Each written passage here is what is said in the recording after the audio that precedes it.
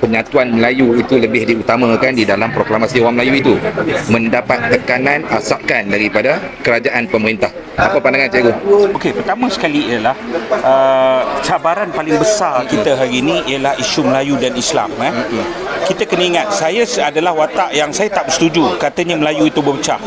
Sebab Melayu pada pilihan raya yang lepas telah bersatu dengan memberi undi kepada untuk tujuan menolak DAP dan Anwar Ibrahim. Itu jelas. Maka 74 undi itu dimiliki, 74 kursi dimiliki oleh Perikatan Nasional. 26 kursi itu ialah dimiliki oleh UMNO atas dasar ini, iaitu menolak Anwar dan DAP.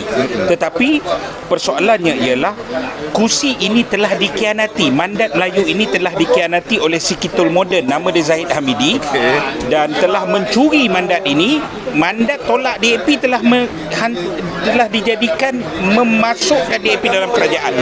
Tetapi apa yang cabaran kita hari ini ialah pada 18 bulan kepada pemerintahan di bawah Tun Dr. Mahathir yang lepas, cabaran utamanya DAP. Kita sangat jelas bahawa Tun sendiri rasa tertekan dan Tun sendiri tak boleh handle DAP punya kerakusan.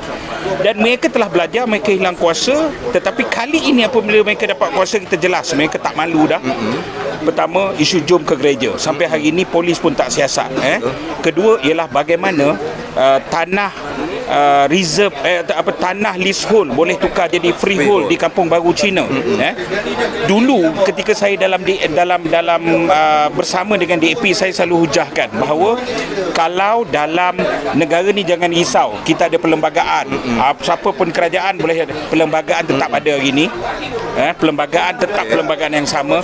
Without political power and political will, orang Melayu akan hilang satu persatu. Kerana itu hari ini saya ucap tahniah dan terima kasih pada Tun kerana keluar kali ini di luar kerangka parti politik, menyatukan Melayu dan Islam itu. Kerana itu alasan yang pertama, dan itulah cabarannya. Kalau dalam pilihan raya ke depan ini, pilihan raya di 6 negeri, pilihan raya umum ke-16 yang akan datang, kita gagal untuk bersatu sebagai Melayu dan Islam, bahananya sangat besar.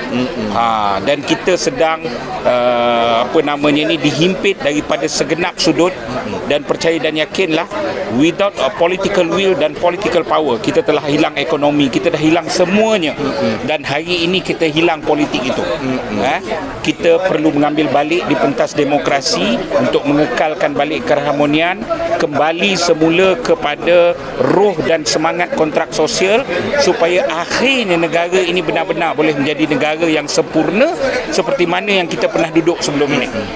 Okey bro, penyatuan Melayu, ada pandangan mengatakan orang Melayu di Malaysia ni sukar untuk bersatu kerana perbezaan ideologi politik dan lain-lain lagi. Adakah bro yakin yang orang Melayu ni di Malaysia ni memang tak boleh bersatu? Saya tak nampak orang Malaysia tak boleh bersatu. Memang cabaran kita ialah perbezaan. Tetapi tiba masanya, kerana itu penting dalam cabaran yang sangat besar, munculnya proklamasi yang diwujudkan ini untuk menyatukan balik Melayu. Kerana buanglah kepentingan politik, buanglah perbezaan, kita meletakkan Melayu dan Islam di depan. InsyaAllah Melayu dan Islam menjadi teras negara ini. Di situlah harmoninya, di mana kaum-kaum lain dan agama lain berpayung selama ini. Dan apabila mereka tak hormat kontrak sosial oleh kumpulan chauvinis ini, ini yang sekarang hari-hari orang bercakap soal perbezaan kaum, perbezaan agama dan sebagainya. Dan kita sangat risau bahawa negara ini akan jadi huru-hara dan tidak boleh kembali kepada trek yang asal dia. Proklamasi Orang Melayu adakah bersifat perkauman, pandangan bro? Okey, benda ni biasa. Bagi saya tuduhan perkauman ni benda biasa. Cuma hakikat sekarang yang kita kena sedar ialah, pertama, ini yang kumpulan chauvinis cuba mainkan. Kumpulan chauvinis dan sikitul-sikitul moden, Zahid, Anwar apa semua dia cuba mainkan. Apabila kita bercakap soal kepentingan Melayu, dia panggil kita perkauman. Tapi bila mereka chauvinis ini mengganggu gugat hak kita, mereka panggil liberal, mereka panggil demokrasi, mereka panggil hak asasi. Bila kita nak pertahan hak kita, dipanggil perkauman. Bagi saya itu tak boleh. Tua, muda, miskin, kaya, apa juga kelas masyarakat, kena ingat Puak Chauvinis ini diwujudkan atas dasar deklarasi Setapak 1967 yang memang termaktub dan tertulis bahawa mereka memusuhi status Bumiputera itu. Bro menyokong proklamasi orang Melayu? Saya menyokong dan saya menandatanganinya, dan insya-Allah dalam masa terdekat saya sendiri akan berjumpa dengan Ayahanda Tun Dr. Mahathir, kerana bagi saya ialah mereka akan banyaklah kritikan, tapi bagi saya jelas pertempuran 1998 telah membuktikan Anwar masuk penjara kerana salah guna kuasa, lambat atau cepat, tetapi kemudiannya Anwar juga masuk kerana seks songsangnya. Tetapi sehingga sekarang Anwar gagal membuktikan semua tuduhan kepada Tun Dr. Mahathir. Bagi saya ialah kita telah membuat keputusan yang salah pada 98 itu. Bagi sikit seruan pada penyokong-penyokong dan juga followers bro tentang proklamasi orang Melayu. Bagi saya jelas bahawa ini masanya untuk kita menyatukan kekuatan Melayu itu. Jangan sampai kita hilang, dah tergantuk baru nak tengadah, sudah terlambat segala-galanya. Kepada mereka bukan Melayu, jangan risau. Negara ini tanah Melayu.